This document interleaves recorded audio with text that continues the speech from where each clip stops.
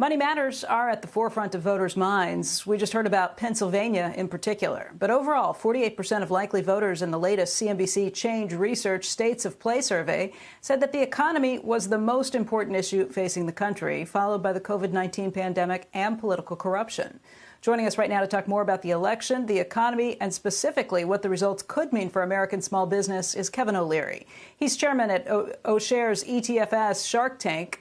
He's a Shark Tank co-host and a CNBC contributor, and of course, Operation Hope chairman and CEO John Hope Bryant. Gentlemen, we've been putting the two of you together through this election cycle just to talk about what it does mean for small business, and now we're getting down to the wire. John, I know you did a survey of the Operation Hope small businesses.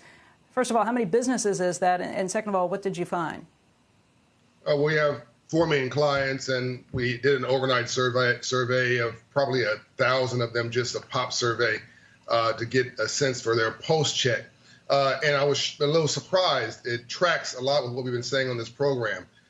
They're, yes, concerned about things like funding, and actually they want assistance really with things like marketing their business and mentoring, which is similar to what we announced on your program with Shopify, the 1 Million Black Business Initiative. But the thing that's really driving their concerns is stability. They want a plan. So they're oddly enough impacted by the lack of political stability in their business. Half of course, America's employees are employed by small business. So nearly 50% say that the external effects of political instability is affecting their balance sheet and ability to operate their business.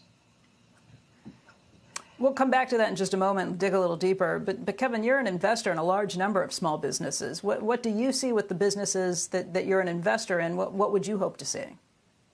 Well, because we've now gone through almost 7 months of pandemic, I have a pretty crystal clear view of what's happened to the different sectors I'm invested in. And I would take a slightly different position than John.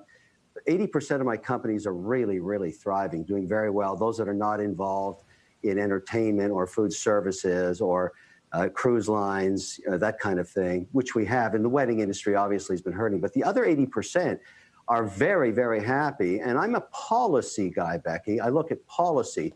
You know, people are trying to predict the outcome of this election. It's impossible because I've always thought the polls should have a sticker on them saying for entertainment value only, does not predict outcome. That's the same in every country in the world right now. But I am not an advocate now of massive stimulus for small business, and that may come as a surprise to you.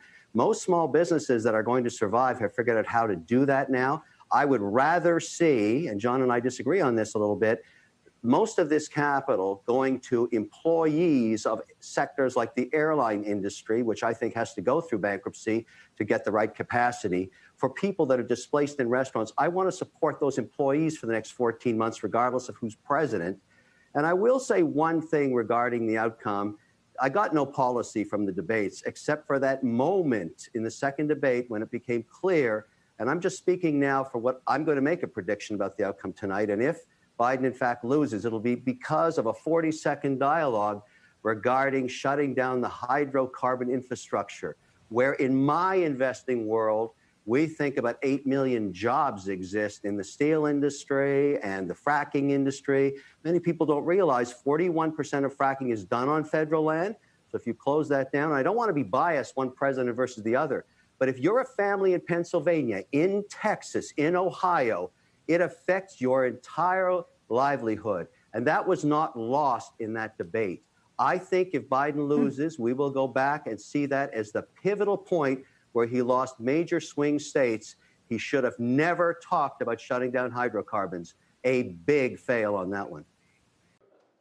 Shepard Smith here. Thanks for watching CNBC on YouTube.